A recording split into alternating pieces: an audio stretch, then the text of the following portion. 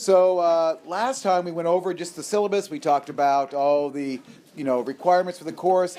It sounds like most of you are getting the mastering issues resolved. If there have been any, the number of emails entering my inbox have reduced significantly. So I assume if you are having issues, you would be hounding me still. If you are having issues after class, let's take care of that. I don't want you going into this long weekend without that resolved, okay, or at least an action plan to get that figured out.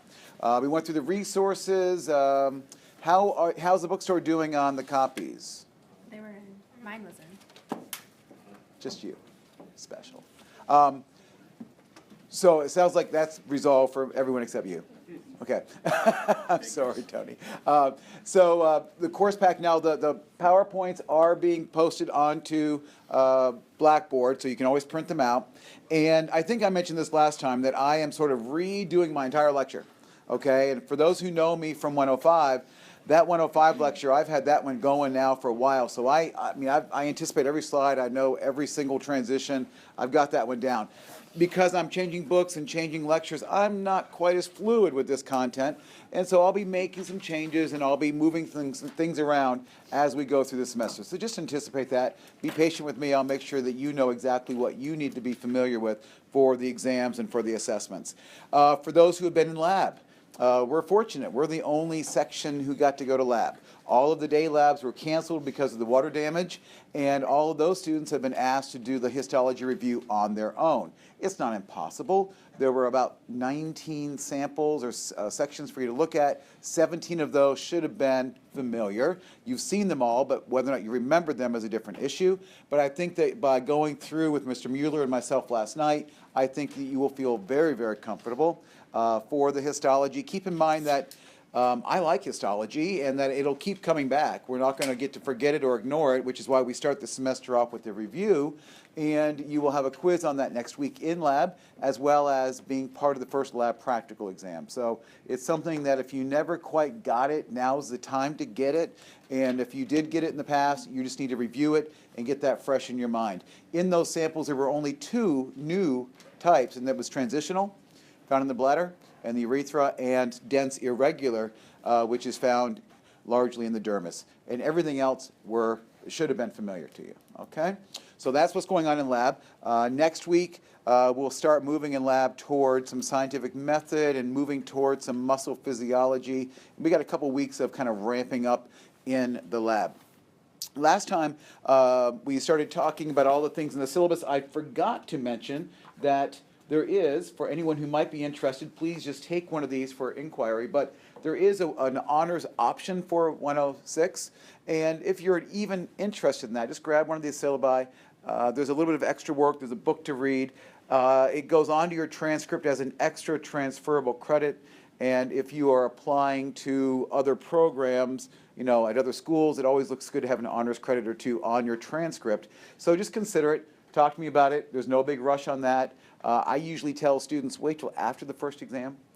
Make sure you've got your schedule and your work schedule and everything else figured out. And if at that point you feel comfortable that you would want to take on an extra credit worth of work for an honors credit, then let's talk, okay? But if you're at least interested, grab one of these syllabi. That syllabus, I believe, is posted on Blackboard. If it's not, I'll make sure that it is. So you can also see it there if you're interested. Any questions at all about what we need for resources, lab, lecture, and how and what we're doing and why we're here? Anything at all? Okay, last time. Yes, ma'am. Does anybody have problems getting YouTube videos up, or is the operator error? One other person. Was it in this group? Or Roxana? No?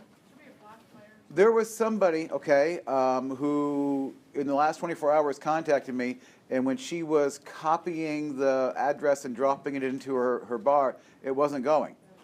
I don't know what's going on. My YouTube's being a little bit buggy in my own office. If you can't get that to work, just go to YouTube in general, type in Macauley Biology 106, and boop, it'll be there. Okay, so try that.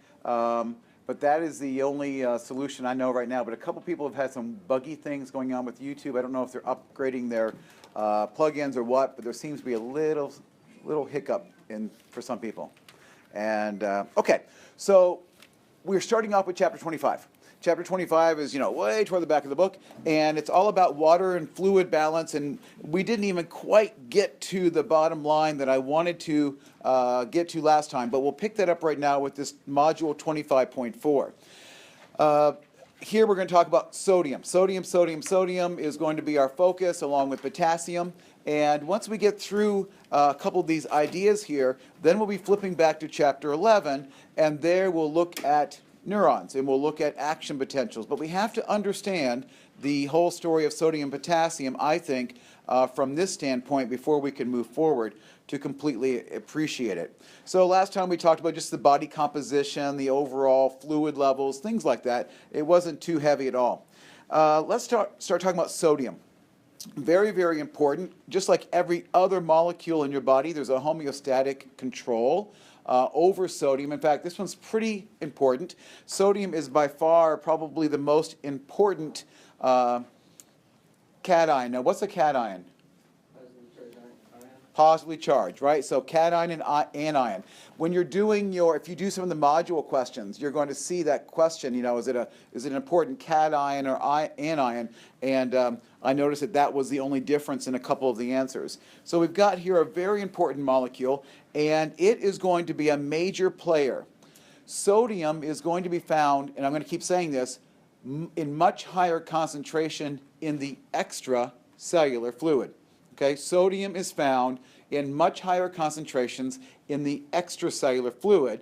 You will always find more sodium outside of a cell than you will inside of a cell. And we've talked in the past too about how solutes suck, and so if there's a lot of sodium outside of the cell, that's going to be a major player in regulating the movement of water in and out of a cell and across the membrane. So when sodium gains exceed losses, okay, ECF volume will increase. Let's dissect that statement for a second. So when sodium gains exceed losses, where did I tell you sodium usually is found? Outside the cell. And because sodium's on the outside of the cell, ECF, extracellular fluid volume, will increase. Why? More sodium? Right, water's being drawn out, so the extracellular fluid will then increase. Flip it around. If sodium losses exceed the gains, then the ECF volume would decrease, because now where would the water go? Essentially back into the cell. Okay, so there's this balance going on. Sodium runs the show very often. The hormone that we'll be discussing is antidiuretic hormone. ADH is going to be a major player for regulating your fluid levels in the body. Antidiuretic hormone. Okay? Does anyone remember where ADH is produced? ADH and oxytocin were the two hormones produced by the hypothalamus and stored in the posterior pituitary. Okay, and I'll come back to that. But ADH is made in the hypothalamus and is stored in the posterior pituitary. And as we'll see, we're going to be talking about the hypothalamus in a minute, because it's going to help regulate water levels within the body. Now, the body can maintain its normal functionings within a reasonably broad range. So small changes in the extracellular fluid are not going to cause major physiological problems. But, right, if there's major changes, then yeah, we're going to have some trouble. So let's take a look at this figure. Now, again, these images come from your book. And, the other day I told you that you don't have to bring your book to lecture, and that is absolutely true. But I also know that from the back row, these images are not that large, and the images that I will be sharing with you this semester are going to come primarily from the textbook, and they're going to be organized in a very meaningful and easy to follow way. So, you may want to find yourself, if it's not too much, to grab that book and have it with you. I think it may help you once in a while. So what we're pointing out here is that homeostasis, good old normal homeostasis, where sodium is being well regulated in the extracellular fluid. Now something's going to happen. There's going to be a disturbance, and in this case, we're going to increase the blood sodium levels. Okay, now why would that happen? Maybe you just consumed a bag of Lay's potato chips. I don't know, right? But you've consumed some extra sodium chloride. And as a result, there's some extra salt floating through your blood. Well, as we said, if there's more salt, what happens to your fluid in your cells? Yeah, so that's going to increase, okay? Actually, it's going to, the sodium's on the outside of the cell, so water's going to come out, isn't it? And so you're going to decrease, right? You're going to increase the sodium in the extracellular fluid, and that is going to cause an increase in water. Now, there are osmoreceptors in the hypothalamus. What would an osmoreceptor measure? Osmolarity. Osmolarity. Now, osmolarity is a term that I haven't described too much in the past. But osmolarity basically says how much stuff is there, how much of these electrolytes are there. If you've got extra sodium, okay, in the blood, these osmoreceptors are going to detect it. Basically, you've got more solute. Okay, you've got more solute floating around. These osmoreceptors are in the hypothalamus. What did I tell you was made in the hypothalamus? Okay, ADH. So these osmoreceptors are up in the hypothalamus. They're going to be stimulated by that increase in salt. As a result, secretion of ADH will occur. Now, what does ADH do? The name tells us what it does. Anti-diuresis, anti-urination, right? So you're not going to urinate as much. So what are you going to do? You're not going to lose water, okay? And you're going to restrict your outflow, right? And you're going to become thirsty. Now, when do we drink? Is that a voluntary or involuntary action? Voluntary. Right? We choose to go to the water fountain. We choose to drink, lift up the glass. So what does that tell us right now? Where's the hypothalamus? Cortex? Consciousness? Or is it in the brainstem unconscious? We know this, right? Hypothalamus, thalamus, that's all part of the diencephalon in the brain stem areas, right? Or the core of the brain. So that means that clearly there's a connection here between the hypothalamus and your cortex where you make conscious decisions. So something triggers you to go get some drink. Now, as you take in water, what's happening? You take in water, and now this is going to get corrected, isn't it? Okay, so the salt was increasing, and you're going to restrict your outflow, you're going to drink, you're going to bring your homeostasis back into check. So this kind of idea, right? Good old negative feedback. For every disturbance, there's something that kicks it back toward the normal, toward the set point. Yes? Now, let's just look at it the other way around. Decreasing blood sodium levels. It's really the same story. We just have to push the arrows in a different way. I want to just, I didn't say this last time. A lot of Biology 105, as you all, many of you know, was very much anatomy, right? Not completely, but a lot of name that, name that, name that. And here we are now talking about physiology. And a lot of physiology, yes, you have to understand the structures to appreciate the whole story, but a lot of it's going to be, okay, if this goes up, then that goes up, and if that goes up, then this goes down.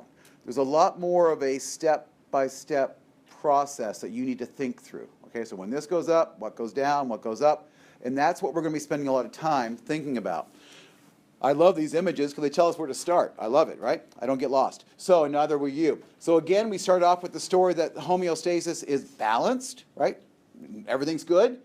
There's a disturbance to homeostasis. There's a decrease in sodium levels in the extracellular fluid. Now, why would that happen? You didn't eat any salt. You're dehydrated, right? For some reason, you're sitting outside in a boat or something, right? And you're not drinking enough, whatever. You're getting really, really dehydrated. So, what happens? The blood now has lower solute. As a result, the osmoreceptors are not triggered. They kind of shut down, right? So what are the osmoreceptors not going to stimulate? They're not going to stimulate ADH, right? ADH is going to stop you from urinating. Okay, so now what are you going to do? Okay, so now you're going to cause as soon as the osmotic concentration drops, it only takes a 2% change. Okay? So it doesn't take a whole lot of change in your overall concentration to trigger these responses.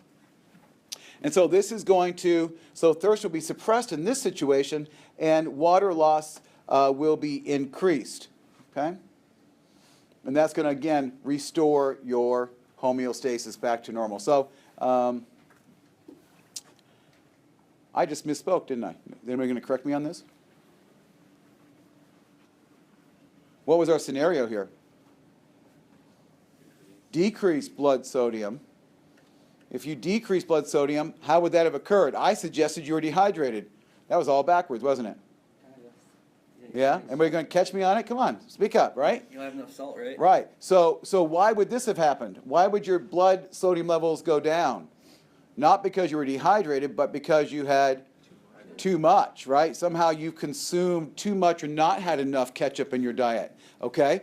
And so as a result, then we are certainly going to, right, antidiuretic will be decreased. We're going to start urinating, and we are going to lose water, okay? And you're going to have your thirst suppressed, okay? So I turned that around. I apologize. So your blood solutes are increased then? Lower. Oh, so that's Okay, right. so if you decrease your sodium levels, then your solutes would be decreased, and your osmoreceptors would not be triggered. And if their osmoreceptors are not triggered, then the ADH is not released; it is suppressed. And if your antidiuresis is suppressed, 2 negatives make a positive. Right. So now you're going to start urinating. Okay. What do we think? Make sense? I'm a little bit confused. Okay. Where did the too much come from? Too much what? I don't know. You just said it's not dehydration, it's too much.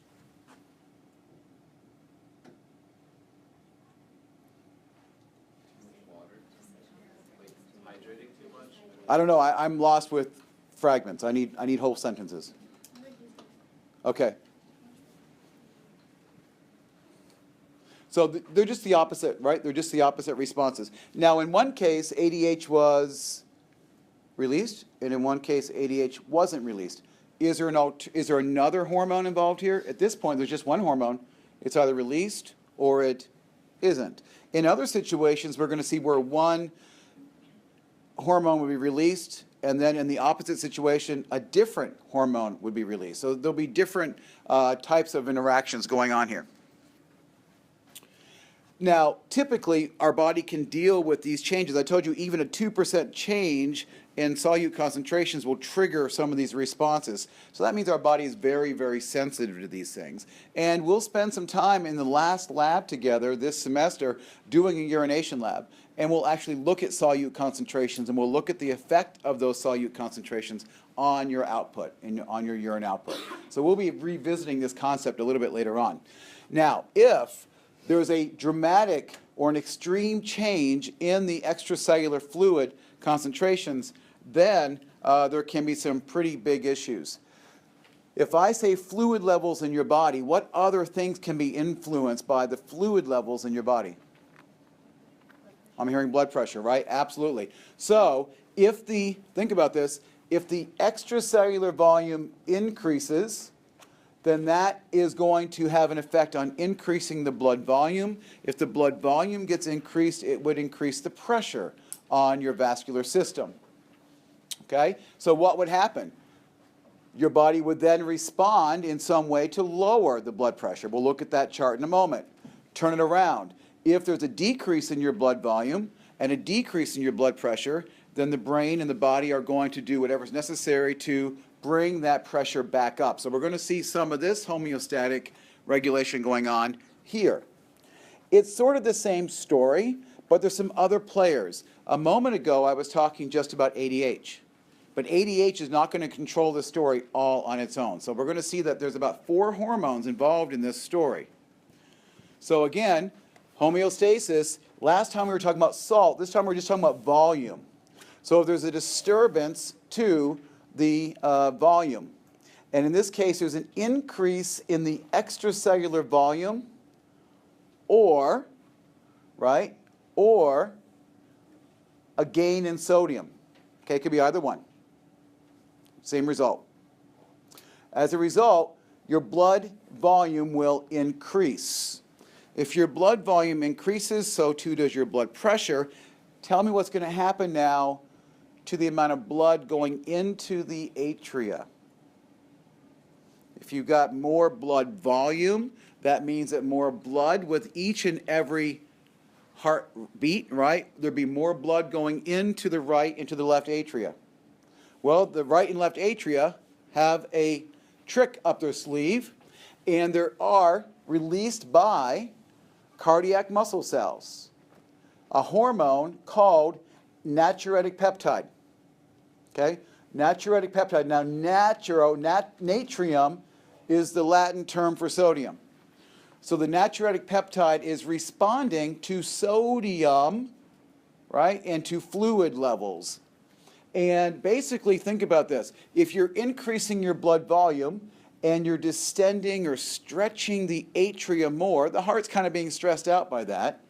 The heart responds by saying, whoa, too much pressure on me. And the cardiac muscle cells now release natriuretic peptide. Well, what do you think? What's this hormone going to tell the body to do? The heart is saying to the body what? Too much fluid, right? Too much blood pressure, too much volume of blood. So where would you turn if you were trying to get rid of fluid? Right? I'd be turning to the kidneys. And so that is going to cause an increase in water loss. So that hormone is going to increase the amount of sodium that's lost in the urine. Think about that for a second. Again, I got to go back, kind of pull some pieces together. What does the term reabsorption mean to you when you think about the kidneys? Remember the whole idea with the kidneys? They're filtering your blood, and the kidney has those fenestrated capillaries right in the glomerulus, and everything's kind of getting through those little tiny cracks through the fenestrated capillaries. But if we urinated everything that got through the glomeruli, we'd be dead in a matter of moments. So the body has to do what? Reabsorb water and sodium and glucose, and most of those small molecules that crack, get through those little filtration slits is reabsorbed. So what this natriuretic peptide does is it increases sodium loss in the urine. What's another way of saying that? It decreases sodium reabsorption. What do you think? It decreases sodium reabsorption. In other words, more sodium flows out, right? You're going to urinate more sodium. Less sodium is going to be reabsorbed by the body. You're going to lose more sodium. Well, saw you'd suck. So the more sodium you lose, the more water that will go with that sodium. As a result, you will urinate more. And this natriuretic peptide also has an effect on decreasing your thirst. Okay? So what's the end result? It inhibits ADH. Back to that. Okay, so that hormone also has an effect on ADH. It's going to inhibit ADH, so if your ADH levels are inhibited, what are you going to do? Urinate.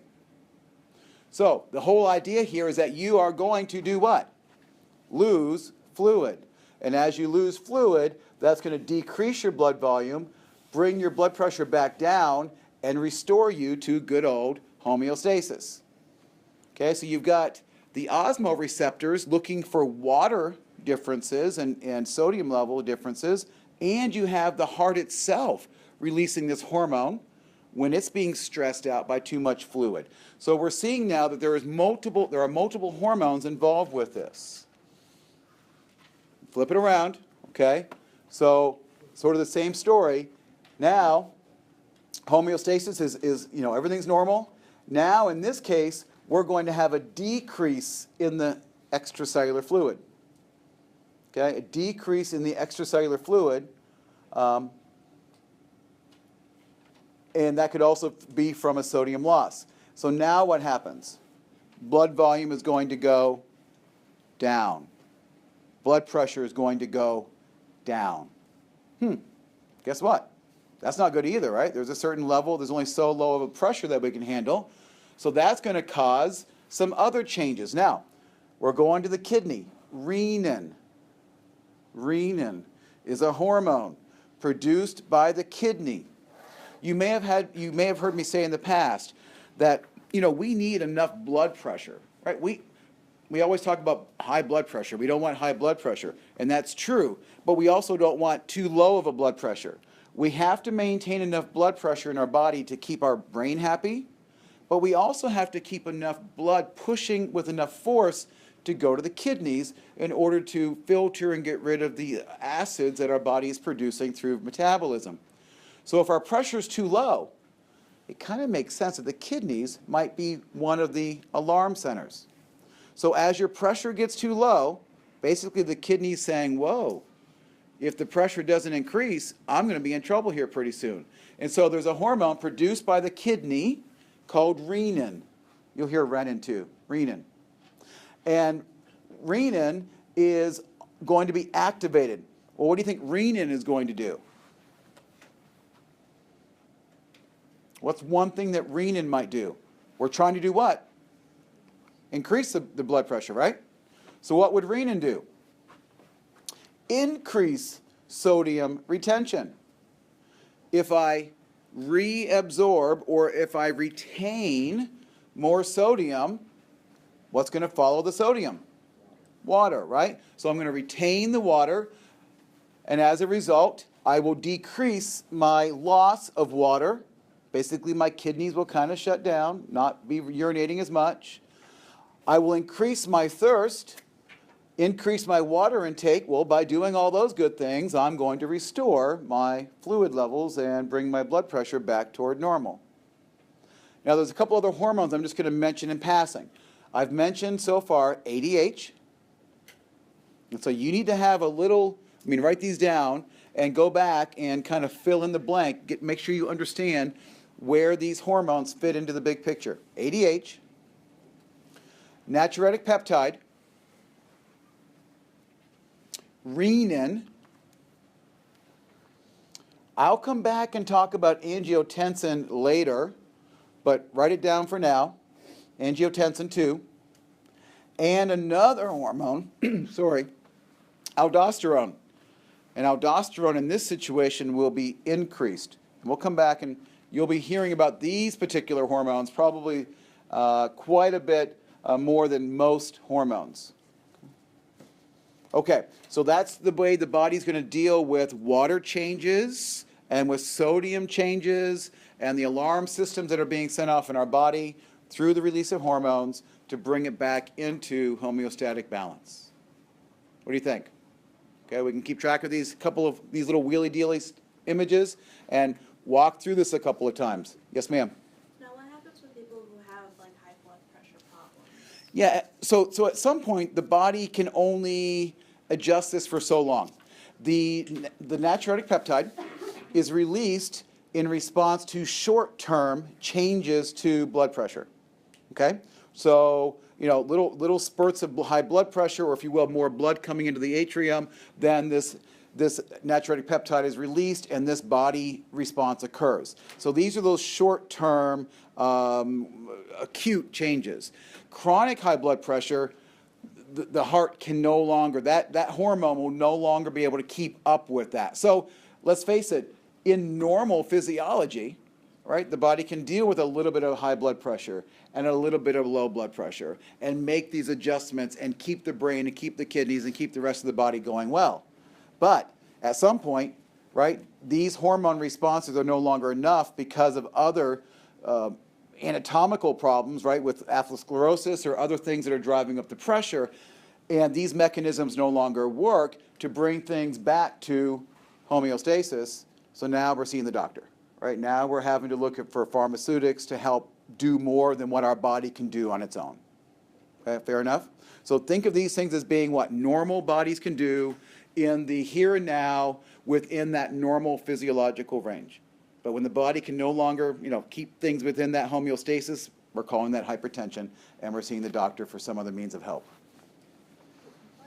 What's the body, when the body responds by putting fluid in a certain place, I don't know, edema or, yeah, edema. Your hands, what is that just kind of like I'm gonna put this here till the body can catch up? Yeah, so the question is about edema, and I'll mention it a little bit now, and then we'll definitely come back and look at edema when we get to the cardiovascular system, and we'll see what's going on there. And we'll also talk about edema when we come back to the lymphatic system, and we'll talk about how that fluid is moving between the blood and between the tissue. So hold on to that. We'll definitely, though, however, be talking a lot more about fluid levels and some of the concerns that you have. So let me put a couple of names to these things, and then we'll pretty much be done with this chapter, okay? I told you that natrium is Latin for sodium. So what would hyponatremia be? Hypo, low, emia, condition of the blood, okay? So hyponatremia would be a condition of low blood sodium. I'm not going to ask you to know the numbers, right? Don't worry about the numbers because we're not going to be worrying about clinical norms. But when it's low, well, why would your sodium be low? Possibly from overhydration. You're just chugging too much water. Have you heard about those old silly radio contests where you won the chance to go down to the Chevy dealership on a Saturday or a Friday night, and every hour you had to chug a gallon of water? And keep chugging water and keep chugging water, and the last one standing won the car?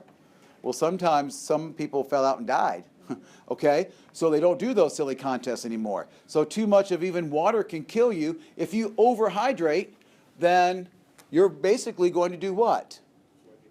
Flood your body with water. Your sodium levels are going down. Your electrolytes, sodium in particular, are going to get all out of whack. And as we're going to see in a moment, sodium, if completely out of whack, brain doesn't work. Action potentials in the brain don't work. Muscles don't work. So you can, with an extreme, this is extreme, but there are those extreme cases where over drinking water can be a problem. If you're going to be chugging a lot of water, at least make it Gatorade, right? At least you're getting some of the electrolytes replaced in your body. It's a little bit more of a physiological balance than just drinking pure water. Or perhaps in this situation, inadequate salt intake. That doesn't happen in this country, does it? Okay, we've got salt everywhere, so we're not going to see that in very often at all. Yes, ma'am? Now, when people, for people who are diabetic but don't know they're diabetic, and they're drinking ridiculous amounts of water, Right. what does that do? Okay, so let's think about it. One of the symptoms of diabetes can be what's called polyuria, increased urination. What's going on? This is a little bit of a sidetrack, but it's not bad because it all kind of fits in. What's in a diabetic's urine that's not in a normal person's urine? Sugar. In this case, sugar is now the solute. Solutes suck. So as a person is urinating out more sugar, there's more water going with it, right? So the diabetic has more sugar in his or her urine. As a result, they have more output of fluid. So they can become dehydrated. But the reason that water is going out is because it's following that increased sugar, okay? And that would be the same with, I gave you the example of sodium, right? Increased sodium in the urine would cause it to be more aqueous, okay? So that's kind of some of what's going on. Now you can also have hypernatremia, okay? Too much sugar, too much sodium in the blood. And again, this would be probably from dehydration. So you're just not drinking enough. As a result, the sodium levels are rising, right? And you're not flushing enough out. And so as a result, you could get hypernatremia.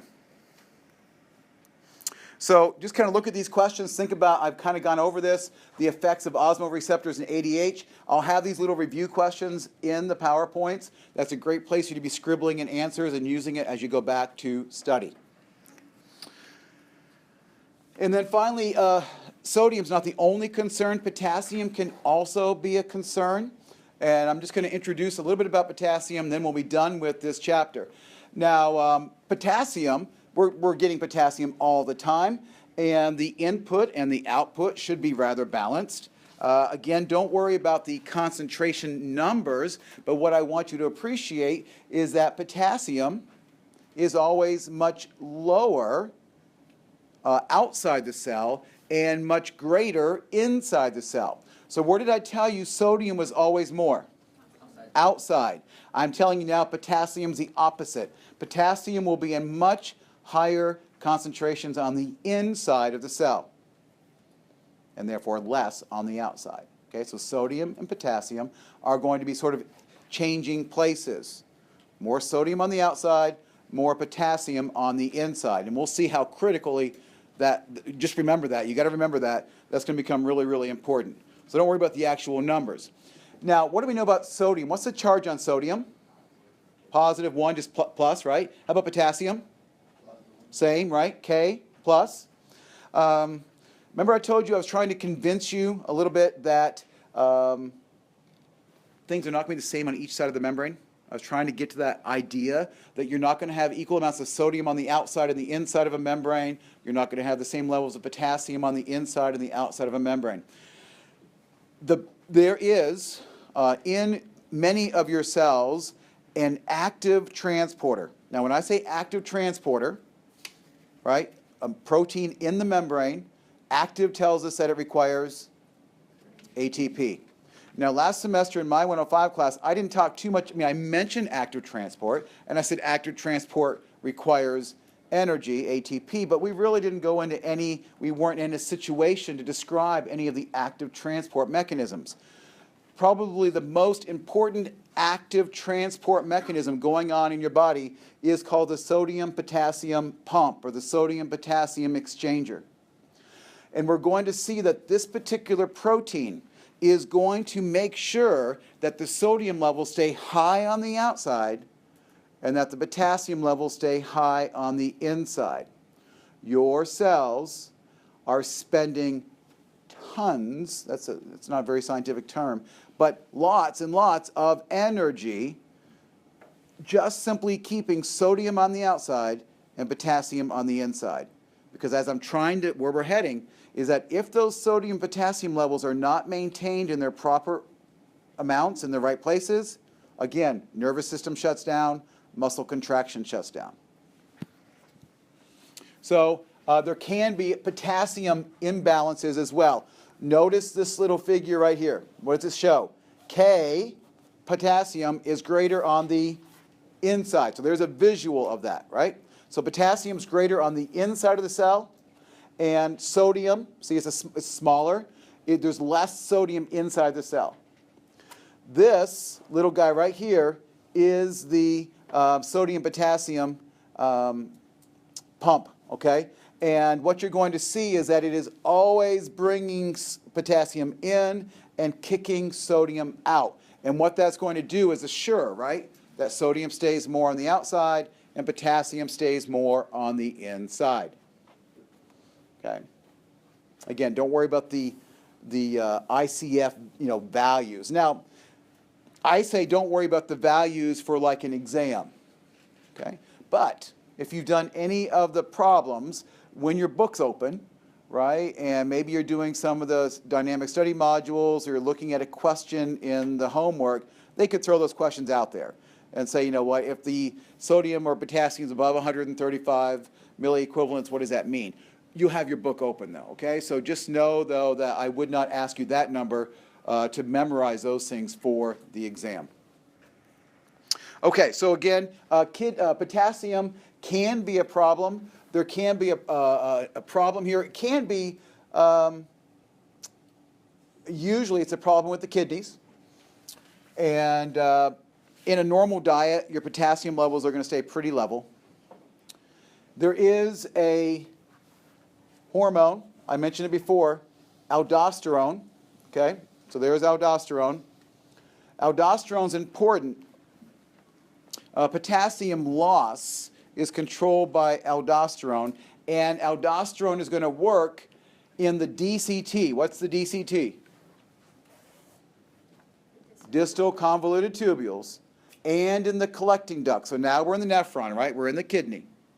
And aldosterone can regulate this sodium and potassium exchanger. So here it is, that aldosterone can affect the sodium-potassium exchange pump. You'll also hear that called, and I'll say it, the sodium-potassium ATPase, okay? Because it is an enzyme, ACE, that requires ATP. So you'll hear it called the sodium-potassium exchanger, the sodium-potassium pump, and the sodium-potassium ATPase. Same thing. Okay, so if you hear me flip or switch it, or you read about it somewhere else, it's the same thing. Well, aldosterone is going to stimulate sodium reabsorption and potassium excretion. Sodium and potassium are rarely going to be going in the same direction. So usually wherever sodium's going up, potassium's going down. Okay? They don't hang out, right? Outside of the cell, they hang out in different concentrations. Inside the cell, they hang out in different concentrations. I can't think of any situation where sodium and potassium are moving in the same direction, right? They're always kind of going yin-yang to each other. So that'll always be a nice help. What other thing do you think is always traveling with sodium? Sodium is positively charged. When you think of sodium, what's the first thing that comes to mind? Chlorine. Chlorine, right? Chloride ions. Guess what? Wherever sodium's high, guess what's following it? Cl minus, okay? So chloride ion is always high wherever sodium's high. So I'm just kind of giving you some context. Wherever sodium's high, so too will chlorine, right? Na plus and Cl minus will hang out together in most places. And wherever sodium's high, potassium will be low. Okay, and that'll be a relative scenario.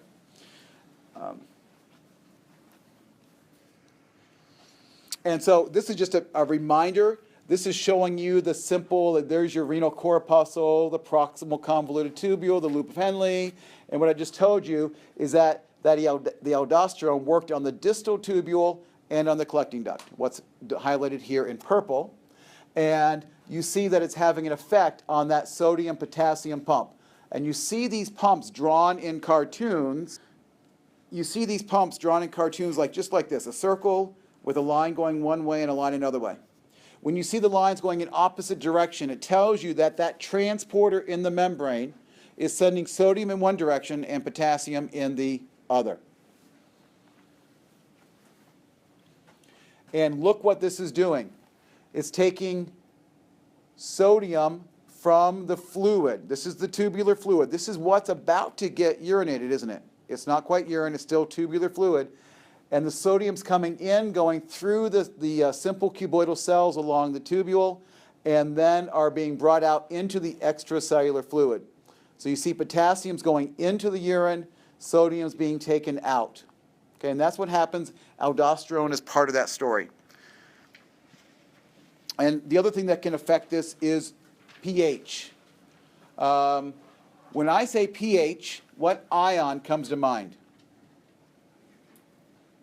H plus, right? H plus. Remember, acids are things that we typically, in a simplistic way, H plus are acids. So H plus and K plus, potassium, are sometimes confused. This transporter, when the pH falls down really low, well, when the pH is low, what's high? When the pH goes down low, there's more hydrogen. Remember, more hydrogen, lower pH, more acidic. And so sometimes when there's a low pH, rather than potassium, hydrogen will grab in there, and that can also affect your levels here. So the potassium can be thrown off by a low pH, okay, because the hydrogen now competes with the potassium for the transporter. So the terms here are pretty similar. Hypokalemia. Hypokalemia. Potassium, Latin, it's a K, right? So not to be confused with hypocalcemia. Hypocalcemia, that'd be calcium. We're not dealing with calcium right now. Hypokalemia would be a low level of potassium in the blood. Again, don't worry about the values. This could be caused by someone using diuretics, right? Diuretics, medications that cause one to urinate. If you're urinating out a lot, you might also have low potassium. It also, as I said to you before, aldosterone can do this.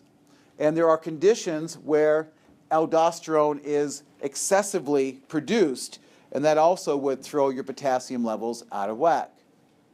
Your potassium likewise, when you are hypokalemic, muscle weakness, paralysis. Now, in the extreme situation, again, you're getting those sodium potassium levels out of whack, and that can have a huge effect on your muscle function. And we'll be talking about sodium potassium later today and next week in the nervous system, and we won't stop talking about sodium potassium when we get to the muscles in a couple of weeks. So what do you do when you've got muscle cramps? Go eat a banana, and bananas have lots of potassium. So you're seeing this connection, right? Low potassium, you start having some muscle weakness, maybe some cramping. So again, increase your potassium. Eat a banana or whatever else. Again, these are pretty extreme situations. Hyperkalemia, again, what did I say?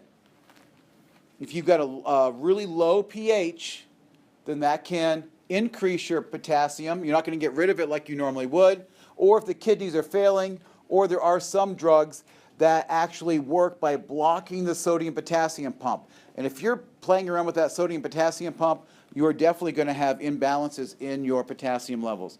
And this is going to cause potentially some heart spasms, right? You watch some of those TV shows, and the wives are injecting their husbands with potassium, right? And their hearts stop, right? So we know that too much potassium can be a killer, can throw the heart into an arrhythmia and cause one's heart to stop. So pretty important stuff, right? So when you go have your blood drawn, they're always looking at your sodium and potassium levels, and assuming that most of us are very healthy and normal, it's usually not a big deal. But as people start having issues with their metabolism, start having issues with their kidneys, those sodium and potassium levels start really getting out of whack and are very, very important indicators to physicians about one's overall health. Okay, so that brings us pretty much to the end. Oh, here it is. So what are we going to do for treatment? Well, if you got too much potassium, what are you going to do? You're going to try to get rid of that potassium by urinating. Remember I told you low pH can affect it, so you're going to try to adjust the pH of the body, restrict your own potassium intake, and if, because this whole problem is related to renal failure, then you're probably going to be hooked up to dialysis. Clearly your kidneys aren't working, and your high potassium needs to be cleaned out by stimulating your kidneys or instead doing hemodialysis. Yes, sir? So if you have to take potassium pills, would that make you pee more then? It could. Yeah, it could. Yeah. Absolutely. And this just shows us a little chart. Again, what's normal potassium? Don't worry about the numbers, but it just tells you if you're getting high or low, what sorts of things can happen. Read through that little table. I think it's everything I've already said, put in a different format. So that brings us to the end of chapter 25, except for this figure, which I know you don't have.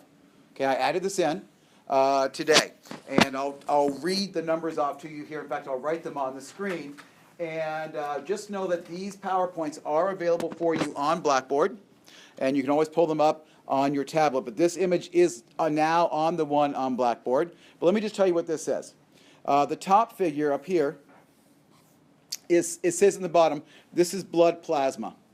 Now, do you agree that plasma is extracellular fluid? Remember? Plasma, blood plasma, is outside of all the blood cells. It is extracellular fluid. On the bottom, this down here says intracellular fluid. Okay, so we got extracellular fluid on the top, intracellular fluid on the bottom. Okay? Now, you can't read these little things, I know. Not worry about the numbers. This first column all the way over on the side is sodium. Okay? So where do we find more sodium? Outside cell. I'm going to write it over here. Where do we find more sodium? Outside, right? Like I said, look at the difference. Huge amounts of sodium outside, little tiny bit on the inside. The next ion on this table is potassium. Flip it. See how it's flipped? More potassium down here on the inside. Major inverse, isn't it? The next one along the list is chloride ion. Well, what did I tell you? Wherever sodium is, Cl- will be found in great abundance there as well. So we find more Cl-, okay, in the extracellular fluid. Not numbers, just get these relationships in your head. The next one over, calcium, okay? they're both low, right? They're both low. We won't get too excited about it. Calcium's low in both, but potassium, phosphate. Whoop, too many P's in case, right? Phosphate. So where do we find more phosphate? Okay, we find more phosphate in the intracellular fluid. Now that'll become important later on, but I do want to say one thing about this. You never want to find calcium and phosphate both high. Okay, up on the top, they're both low. They're both low in your blood. And here in your interstitial fluid inside your cells, doesn't it make sense you'd have a lot of phosphate inside your cells? What is phosphate needed for inside your cells? And you should be thinking ATP, P, phosphate, a lot of P needed inside your cells. DNA, RNA, nucleic acids have a phosphate sugar backbone. So there's a lot of phosphate needed inside your cells, not as much in your blood. Okay, fair enough? If there was calcium and phosphate both in high concentrations in your blood, do you know what calcium and phosphate do when they come together? Make bone. They make bone, right? The hard part of your bone, the inorganic, right? The hard part of your bone is made of calcium phosphate. So if you had high calcium phosphate in your blood, you would be making little, quote, crystals, right? And those crystals can be a big problem. And so you never, in any kind of physiological situation, the only place you ever want high calcium and high phosphate is going to be in the production of your bones. Any place else in the body, if you've got high calcium and high phosphate in the same environment, you're going to start making little crystals, getting a little crunchy. Okay, and that's how kidney stones are made. Okay, you've got too much calcium. You're just making oyster. You're just an oyster making pearls when you've got too much of this stuff in the same environment. So then, but here's the key. Another key. This yellow bar, osmolarity. The same. So osmolarity, another way of thinking about osmolarity is stuff. So the amount of stuff inside the cell is pretty similar to the amount of electrolyte stuff outside the cell. What does that do? If the teeter-totter of electrolytes is the same, what's water going to do? Behave, right? If there was a major difference in the osmolarity inside or outside the cell, water would be what? Rushing in or rushing out. So it's important that we see that although the ions are in different concentrations on one side of the cell membrane or the other, that overall, the totality of the osmolarity, the totality of the electrolytes is quite balanced. And that is my final thought for this chapter, okay? So, where is sodium? Outside. Outside. Where's potassium? Inside. Don't forget it. Okay? It's going to haunt us. I mean, if we know it, it won't be a problem. Okay, any other thoughts, questions, concerns? Anything I've said? Are we going to have to know anything about the cycles for the ATP pump, like two? Not yet. Not yet? 2 for 3, not yet. Okay. Not yet. Okay? Any other thoughts?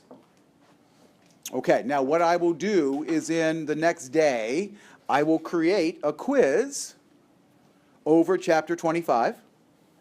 I will post it on Blackboard, or I will make the announcement on Blackboard. I'll post it on Mastering.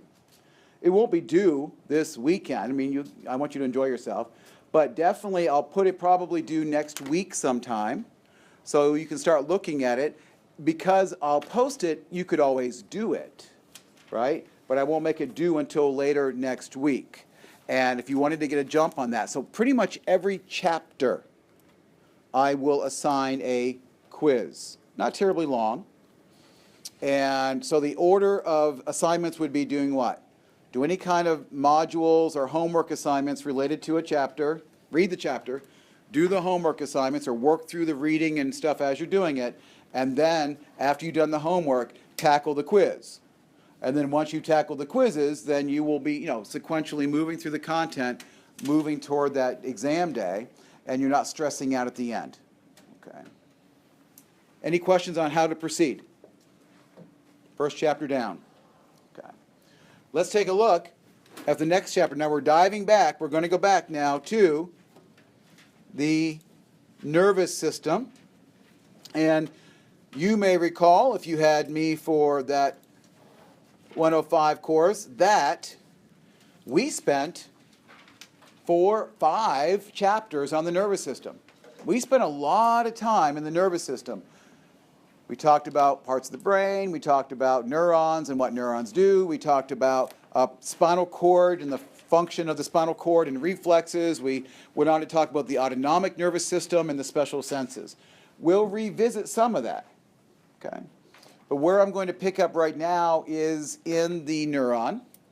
And how is it that the electrical signal is sent down the axon? That's all I ever said, right? The electrical signal goes down the axon. We never really talked about how that happens.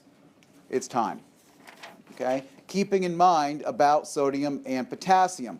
Now, the first 4 or 5 modules within chapter 11 are good old anatomy, stuff that you've had. So please go back and just look through those pages. Look at the pictures, right? Remind yourself of the. It's just 4 or 5 pages, right? Cover pages. Look through that material. Remind yourself of the anatomy that you have already been taught in the past.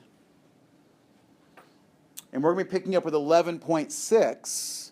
11.6. I don't know why this stretches.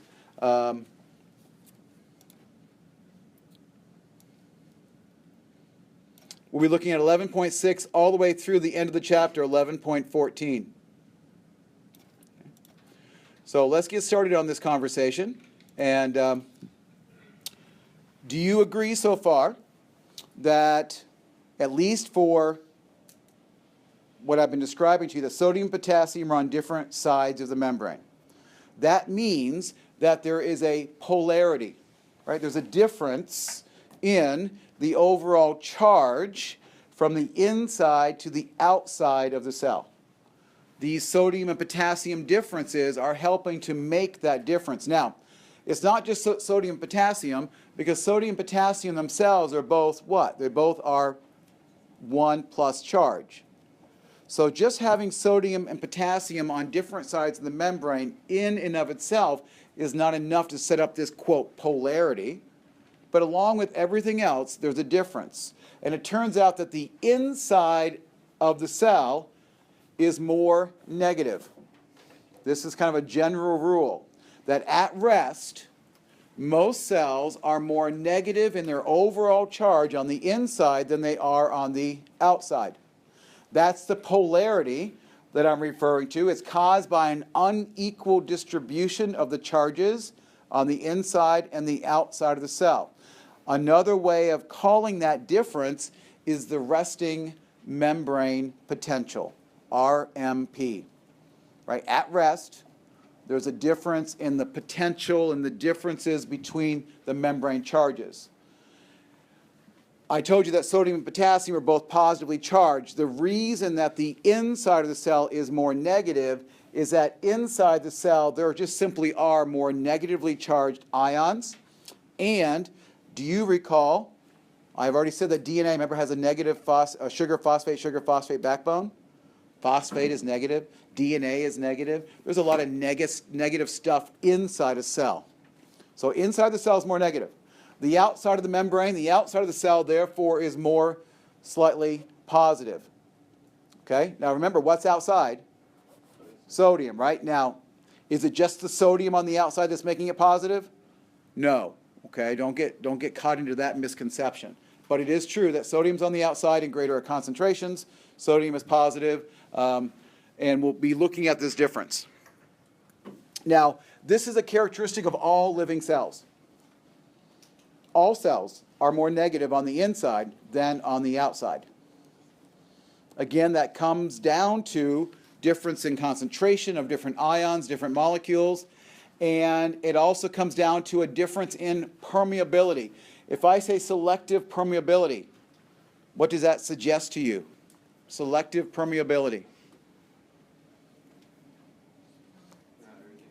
Not everything gets through. There's a selection process, right? There's choices being made about what can go into and out of a cell.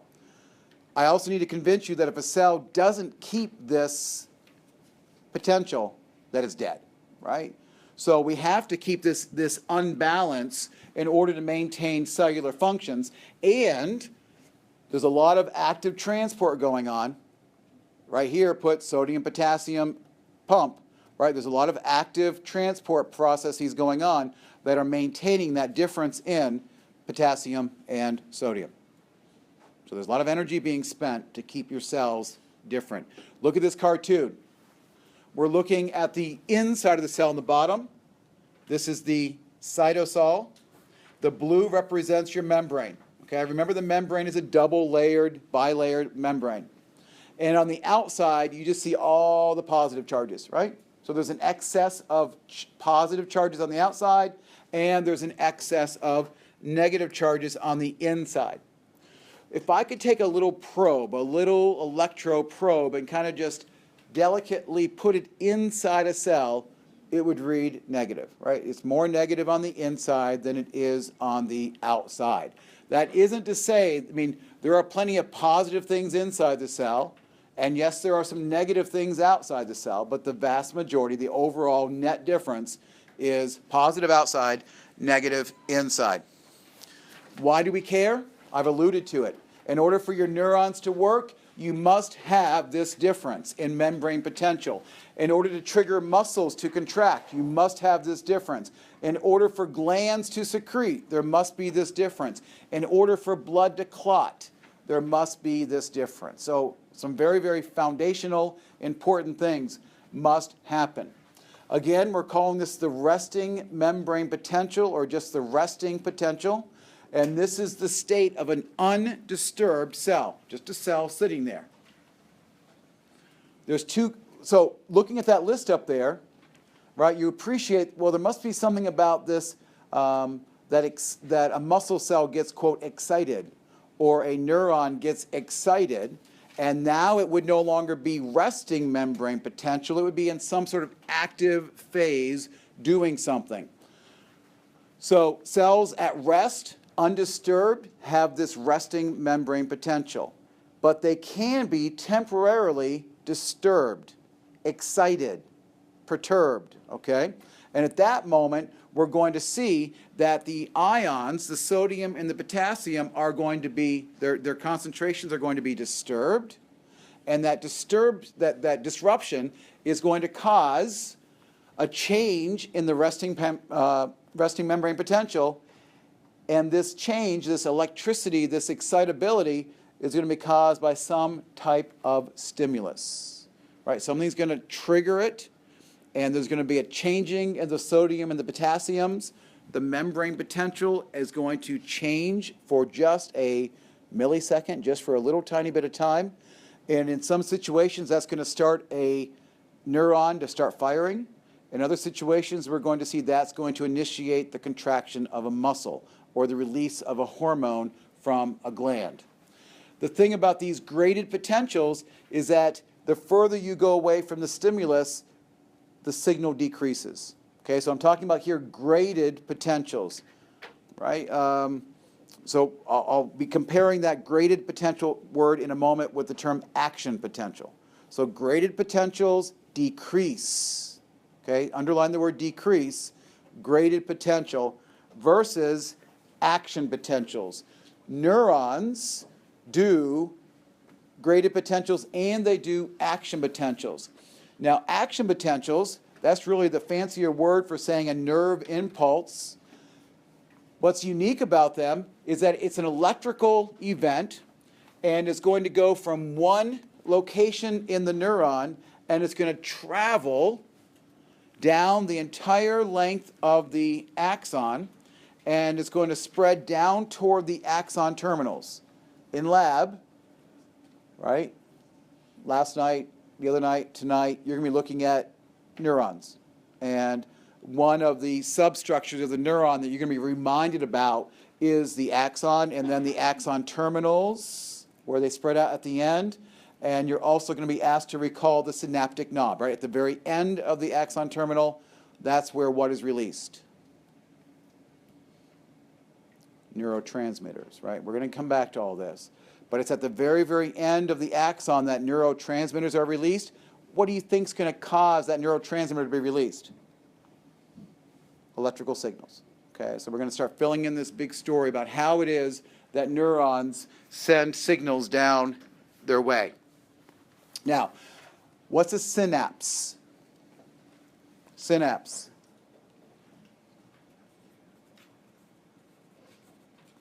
What does syn mean? Come together, synthesize, right? Come together. APS or APT? Fit or fasten? So a synapse is where two cells come into very, very close proximity. They fit or they fasten together. When we're talking about neurons, right, one neuron will speak to the next neuron, will speak to the next neuron.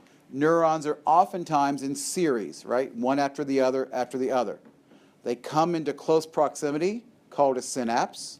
They communicate through they communicate through neurotransmitters, proteins. The one that I know you've heard about is acetylcholine.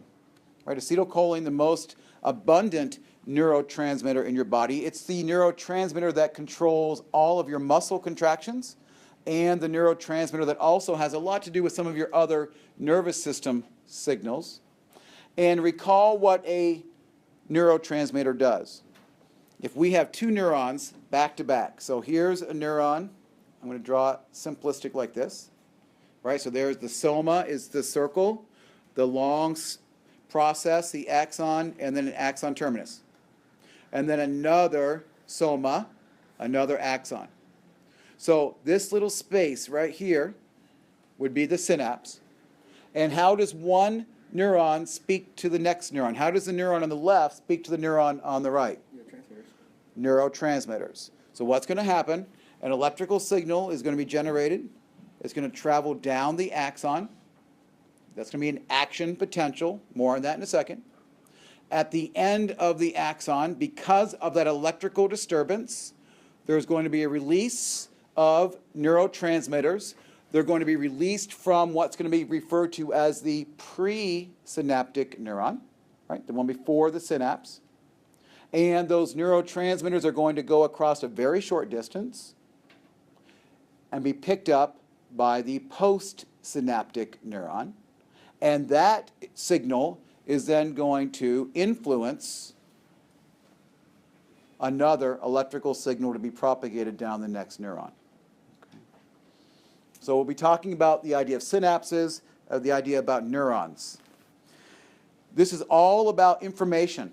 Your nervous system is just fascinating in that there are as many as trillions of neurons communicating throughout your nervous system. They're talking with each other. They're releasing neurotransmitters. And while we've only talked about acetylcholine in the past, in passing, there are dozens of neurotransmitters, some of which excite only some cells, some of which actually inhibit other cells, and there's this amazing interaction of these neurotransmitters with other neurons and with other organs in your body. What can a nervous signal do?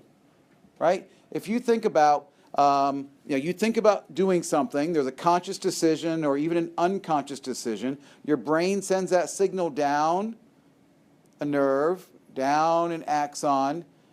What can that motor neuron do? That motor neuron can either do what? Tell a muscle to contract.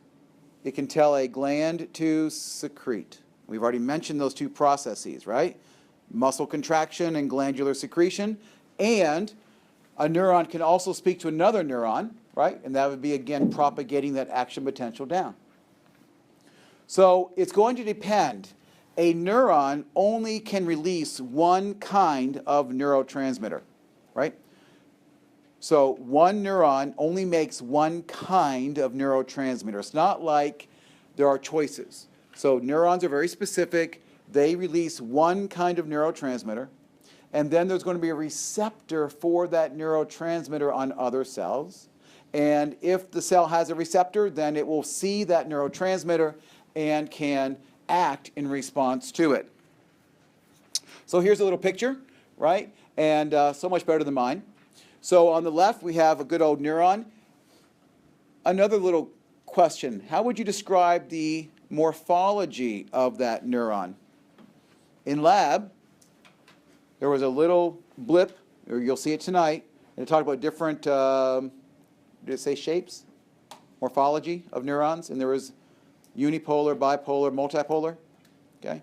What kind of neuron are we seeing there on the left? I see many, many dendrites and one axon. Multipolar, right?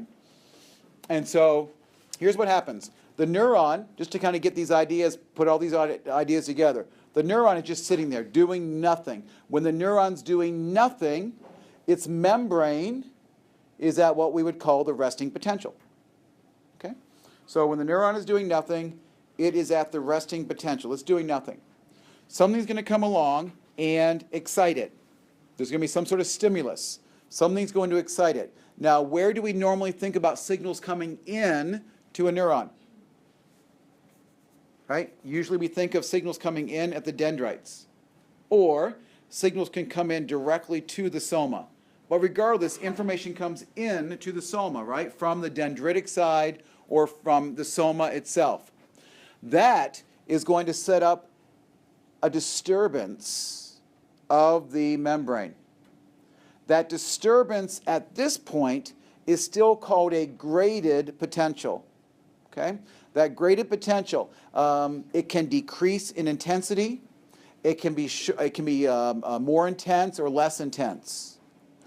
If, however, enough of these graded potentials, or if the graded potential reaches this part of the axon, what do we call that part underneath that thing that says graded potential, this area? Axon hillock, absolutely. And if that graded potential reaches the axon hillock and does what we're going to call reach threshold, if it flips the switch for the neuron, then it may, if it flips the switch, is going to produce an action potential. Now, the action potentials are going to travel all the way down the axon. Okay? There is not going to be a decrease in intensity. Graded potentials could peter out. Action potentials will make it all the way to the end. No matter how long that axon is, that's part of the wonder of this that we'll be discussing. Action potential will make it all the way down the axon, all the way down to the axon terminals. That electrical disturbance is going to come all the way down to the axon terminals and cause neurotransmitters to be released from the synapse or into the synapse. And now, the next cell, right now, this is the postsynaptic cell. Here I'm showing a neuron, but it could be a muscle, it could be a gland. That neurotransmitter will come down and tickle this cell and do a number of different things, right? It could tell a muscle to contract, it could tell a gland to secrete, it could tell another neuron to fire another signal down another axon. Okay? Now, this shows a very simplistic picture. It suggests that, one neuron talks to one neuron. I want you to appreciate, if you can even imagine, that some neurons can have 10,000 dendrites. And we think that there are even some with as many as 100,000 dendrites on them. In other words, one neuron can be receiving 100,000 signals at the same time. And we'll get more into that conversation as we move into this chapter. So this is not one cell talks to one cell. And we're going to slow this process down so that we can learn it in a little bit of a hideous detail situation. But I need you, once you learn the pieces and parts, to be in complete awe at how fast this process occurs. Okay, so define membrane potential, look at what graded potentials are versus action potentials, and define this idea of information processing. I didn't say that word a moment ago, but the idea that as signals come into the postsynaptic cell, that postsynaptic cell is now going to have to process all this information. I suggested to you that this cell can have 10 to 100,000 dendrites, right? Well, what does that mean about this cell? It also could be potentially receiving thousands and thousands of simultaneous signals, and so this cell has to process all of the information coming in. It's not going to be one neuron talking to one neuron. Okay, there's going to be a lot of synthesis and processing going on. So let's get back to the sodium-potassium story so we can get this story told, and then we'll probably be reviewing this when I see you again next Tuesday. Yes? Quick question. Is it the graded potential that releases the hormone or makes the muscle contract, or is it the action potential? It's going to be the action potential that is going to be exciting the muscle or exciting the gland or exciting the next neuron. Okay? So the action potential is going to cause the release of the neurotransmitter. The neurotransmitter is going to tickle or trigger the next postsynaptic response. Okay. So we were talking about resting membrane potential. We've already established this, right? That in the extracellular fluid we have high concentrations of sodium and its friend chloride. And outside there's going to be an awful lot of potassium on the inside, a lot of potassium. And I told you too that on the inside there's a lot of negative things, phosphate being one. It's just mentioned as, and proteins as well. So in this nomenclature I've got PR minus, negatively charged proteins also contributing to the overall negative charge inside the cell. Again, what's going to keep the membrane potential different inside and outside has a lot to do with sodium and potassium. Proteins can't leave a cell very easily. Ions can't leave a cell very easily. Why? Why can't ions leave or enter all by themselves a cell membrane? They're really small, right? Ions are just atoms with a charge, right? Na plus, Cl minus. Very, very tiny. So why can an ion, sodium, potassium, chloride, why is it not able to just easily sneak across the cell membrane? It is, after all, very, very small. The bilayer. The bilayer is very what? Charge-wise? Hydrophobic. Hydrophobic, right? And ions are what? They're charged, right? So that means that charged things like Na plus and K plus, or K plus and Cl minus cannot just easily get across the membrane because the ions are charged and the membrane is hydrophobic. Here are a couple numbers. The number for neurons, okay? -70. Know it, know it, know it. The resting membrane potential of the average neuron, the number we're going to use, the number you're going to be sick of hearing about, is -70. There's a number. The units are millivolts. -70 millivolts. Okay, that is the resting membrane potential of a neuron. And we're going to have to keep that potential. So that means that the sodium and the potassium and the sodium ATPase, all those different transporters are going to be working diligently to keep that potential at -70. Now there's always a little bit of sodium and potassium leaking. Okay? So we're going to talk about leaking ions. Yes, typically ions can't get across the membrane, but there are in the membrane of neurons protein channels. These would be integral proteins, meaning that they go through the entire bilayer. They act like a channel, like a tunnel, okay? And ions, particular ions, are able to move down their concentration gradient. So what does that mean to us? Sodium would, because it's higher on the outside, move in. Potassium, because it's greater on the inside, would just spontaneously leak a little bit out. So there's a little bit of movement, kind of just sloppiness in the cell membrane. And to correct that constant diffusion, remember diffusion tells us no energy, right? Diffusion by its nature is non-energetic. So to counter that leakiness, that sodium potassium ATPase must be working to keep the membrane at negative 70 millivolts. And remember that the sodium potassium ATPase requires energy. So there's always a lot of energy being expended by your cells just to keep your cells at negative 70. I mentioned the leak channels, okay? So this is why the membrane potential exists. There's a passive movement. These leak channels are always open. So sodium and potassium are always kind of moving down their gradient from higher to lower concentration. So what happens is that potassium is moving out, like I said, and sodium will be moving in. So in this scenario, okay, so we see the membrane, and potassium, as we've established, is higher on the inside, so it will go through these leak channels. Go out, sodium's higher on the outside, and will go through these leak channels. Simple, just kind of get a visual of it. To keep that balance, that sodium ATPase is going to work. Now we talk about the ratio you were just asking about, okay? The way that this thing works is that for every 3 sodium ions, it's going to change it at an uneven ratio, 3 to 2, with potassium, okay? So it's going to throw 3 sodiums out of the cell for every 2 potassiums that it brings in.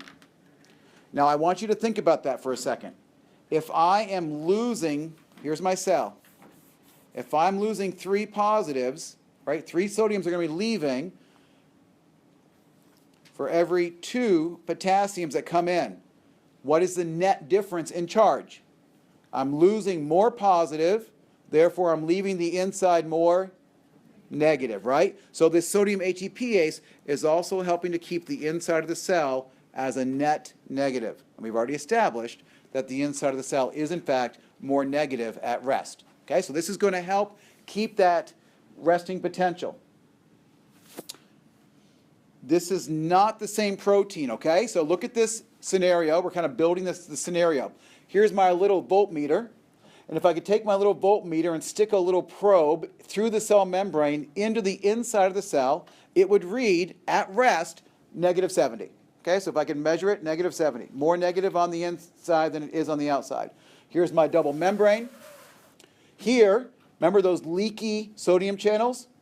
Sodium's always kind of leaking in. Over here, potassium's always kind of leaking out. Here's the fixer, right? The sodium-potassium pump is going to be correcting this leakiness, throwing 3 sodiums out for every 2 potassiums that it brings in. Again, that difference is going to help keep the negative charge on the inside. This sodium ATPase is ATP dependent, right? So you see an ATP being used every time it does this 3-for-2 flip with the ions. So that's the background. We got to have this understanding.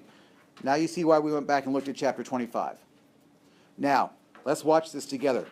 Now, I don't know what's going to happen here. This is an experiment for me. As I record this, I'm hoping that you'll be able to hear this on there. But if not, AP Flicks, these videos, if you go into Mastering, go down to Study Area. Study Area brings you to that page where there's like Chapter 1, Chapter 2, Chapter 3 activities. Down on the lower left, there's a link that says AP Flicks, Anatomy and Physiology Movies. Okay? And one of those movies, or a few of those movies, have to do with resting membrane potential. So let me turn this on and we'll listen to this. I'm hoping the speakers are going to work for us. If not, I'll be narrating.